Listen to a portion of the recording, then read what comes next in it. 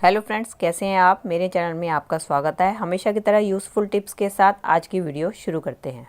चलिए फ्रेंड, मेरी पहली टिप होने वाली है इस तरीके के ग्रास वाले डोरमेट को लेके। दोस्तों, रेगुलर यूज़ करने के बाद आपने देखा है इस तरीके से इसमें से तारें निकलनी शुरू हो जाती है, जिसके कारण धीरे धीरे ये हमारा डोरमेट जो है फटता चला जाता है। तो उसके लिए बहुत बढ़िया ट्रिक शेयर करने वाली हूँ कि आपने क्या करना है। आपने लेना है पहले सीज़र, और सीज़र की मदद से इसकी जो स्ट्रिप्स निकली हुई हैं सारी की सारी, इसको आपने कट कर लेना है।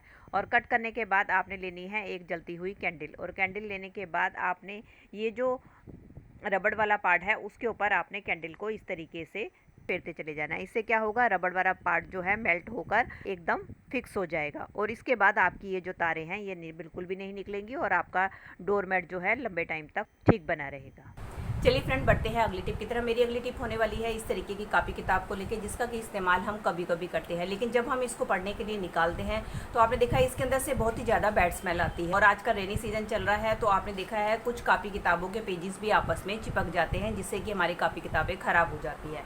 तो आपने क्या करना है, जब भी इन कापी किताबों को रखना है, रखने से पहले आपने एक काम करना है, आपने लेना है इस तरीके से पाउडर, और पाउडर लेने के बाद आपने कापी किताबों के बीच में थोड़ी थोड़ी पन्ने छोड़कर आपने इस तरीके से पाउडर को स्प्रिंकल कर देना है। ऐसा करने से क्या होगा, जब भी आप नेक्स्ट टाइम इन कापी किताबों को निकालेंगी तो आपकी कापी किताबों में से कोई भी बैड स्मेल नहीं आएगी, और साथ में इनके जो पेपर्स आपस में चिपक जाते हैं वो भी नहीं चिपकेंगे। चलिए फ्रेंड, बढ़ते हैं अगली टिप की तरफ। अगली टिप में मैंने ले ली है इस तरीके से क्लॉथ क्लिप्स।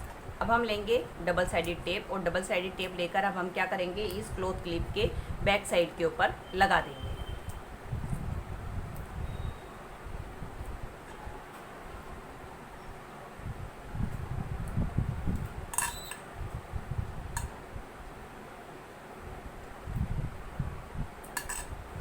चलिए, अब इसका इस्तेमाल कहाँ करना है। दोस्तों, हम सब देख ही रहे हैं कि बरसात का मौसम चल रहा है, और बार बार बारिश होने के कारण हमें कपड़ों को अंदर बाहर करना पड़ता है, और हमें घर के अंदर सुखाना होता है, और घर के अंदर कई बार हमारे इतना स्पेस नहीं होता कि हम कपड़ों को सुखाएं। तो आप क्या करें, ये जो हमने क्लॉथ क्लिप लगाई है इसको आप अपने दरवाजे के बैक साइड पे कहीं भी आप इसको चिपका दीजिए। चिपकाने के बाद आप इसके ऊपर अपने कोई भी अपने घर के छोटे मोटे जितने भी कपड़े हैं आप इसके ऊपर हैंग करके सुखा सकती हैं। दोस्तों, इस तरीके से कई बार हमारे स्विच बोर्ड के ऊपर गंदे चिपचिपे दाग लग जाते हैं, जिसको साफ़ करना बहुत डिफिकल्ट होता है। तो इसको साफ़ करने का बहुत ही आसान तरीका बताने वाली हूँ।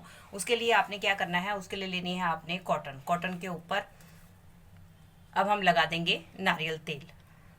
अब इसकी मदद से जब आप अपने स्विच बोर्ड को साफ़ करेंगे तो आपके स्विच बोर्ड बिना किसी मेहनत के बहुत ही आसानी से साफ़ हो जाएंगे। इसके अंदर जितने भी चिपचिपे आपके दाग लगे हैं वो सारे के सारे क्लीन हो जाएंगे।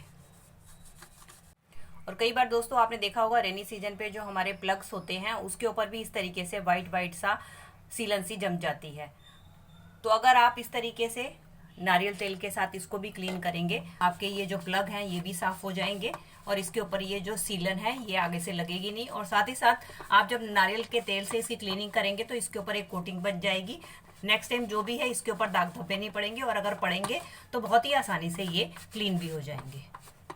और कई बार दोस्तों क्या होता है कि हम अक्सर जो है स्विच बोर्ड का जो ये प्लग है इसको हमेशा ऑन करके ही छोड़ देते हैं, जिसके कारण हमारी जो है बिजली धीरे धीरे कंज्यूम होती रहती है और हमें पता नहीं चलता। तो इसलिए आप जब भी कोई भी अपना काम कर ले तो उसके बाद इसके स्विच को आपने हमेशा बंद करके इस तरीके से रखना है। चलिए फ्रेंड, बढ़ते हैं अगली टिप की तरह। मेरी अगली टिप होने वाली है इस तरीके की छन्नी को लेके। दोस्तों, कई बार क्या होता है हमारा कोई भी प्लास्टिक का सामान इस तरीके से टूट फूट जाता है। तो आप देख ही रहे हैं कि मेरी छन्नी किस तरीके से टूट चुकी है। तो हम क्या करते हैं, अक्सर इनको उठाकर कबाड़ में फेंक देते हैं और नई छन्नी ले आते हैं, जिससे कि हमारे पैसे तो खर्च होते ही होते हैं, और साथ साथ हमारा इन्वायरमेंट भी काफ़ी पोल्यूटेड हो जाता है। तो हमें कुछ ऐसे जुगाड़ करने चाहिए ताकि हम इसका फिर से रीयूज़ कर सके। तो इसको आज जोड़ने का बहुत ही आसान तरीका आपके साथ शेयर करने वाली हूँ। तो आपने क्या करना है, आपने लेनी है एल्फी, जो कि आपको मार्केट में बहुत ही आसानी से सस्ते दामों पर मिल जाती है।